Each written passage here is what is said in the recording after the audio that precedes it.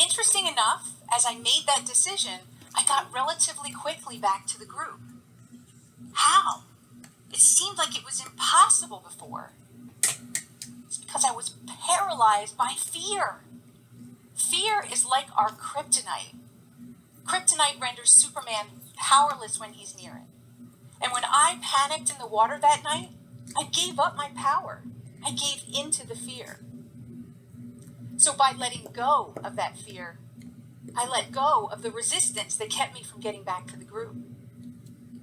So I'm not saying that letting go of fear, anger, sadness, or any other such emotion will make it easy for you to do what you have to do. But it will make it easier.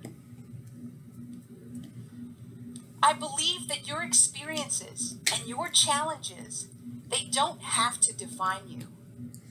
But if you allow them, they will refine you. You have a choice. And that choice always begins with awareness, making the unconscious conscious. And really then, and only then, do you truly have a choice of what this moment means and how you're going to interact with it.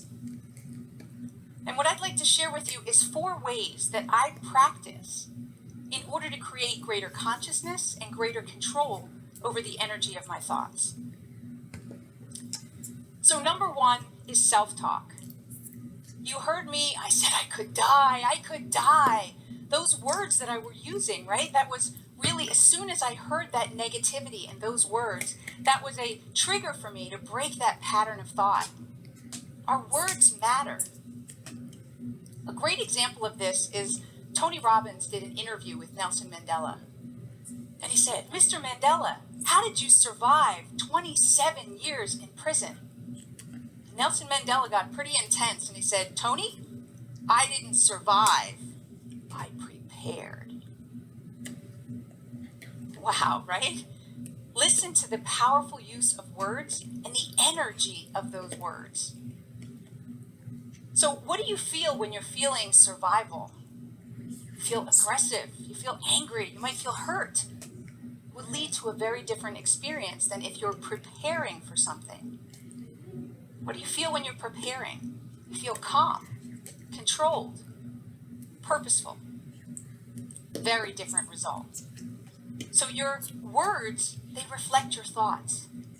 So you want to really choose your words wisely and listen carefully.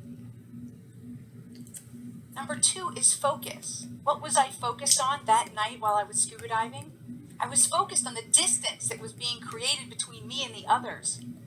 And I was focused on the fear and the waves crashing against me.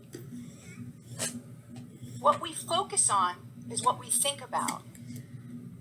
And if you focus on your fear over here and what you don't want, you're going to get more of what you don't want. But if you shift your focus, you shift your perspective, you change how you interact with it, and you change your results. Number 3 is physiology. When my heart rate was beating above 150 beats per minute, that's when our brain, we go into fight or flight mode. That's when we lose access to the executive function of our brain. And so by just breathing, I was able to slow down my heart rate and get back that access to my executive function. So you can do this too. You don't have to be in a life or death situation to just move your body, breathe, or to use your body positioning to shift your mindset. You can do this every day. You can do it at work if you're distracted, or school if you don't want to do your homework. You can do it in any context, maybe a conflict or you're not getting the result that you want. Your body is with you all the time. And lastly, when we combine that with a purpose that's greater than ourselves, now we have all the aspects of what I call energy management.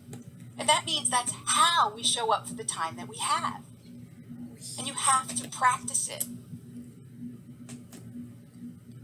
So there's a great quote by the Navy SEALs, and it goes that in a crisis, you don't rise to the occasion. You sink no pun intended, sink to the level of your training. But I would say you sink to the level of your thinking. So back to the Matrix. So in the movie, Neo, as he starts to believe that he's the one, and he's practicing using his power, he's gaining agility and speed.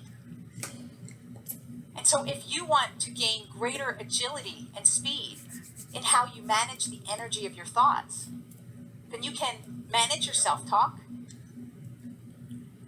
direct your focus, use your body and your physiology, and connect to a purpose that's greater than yourself.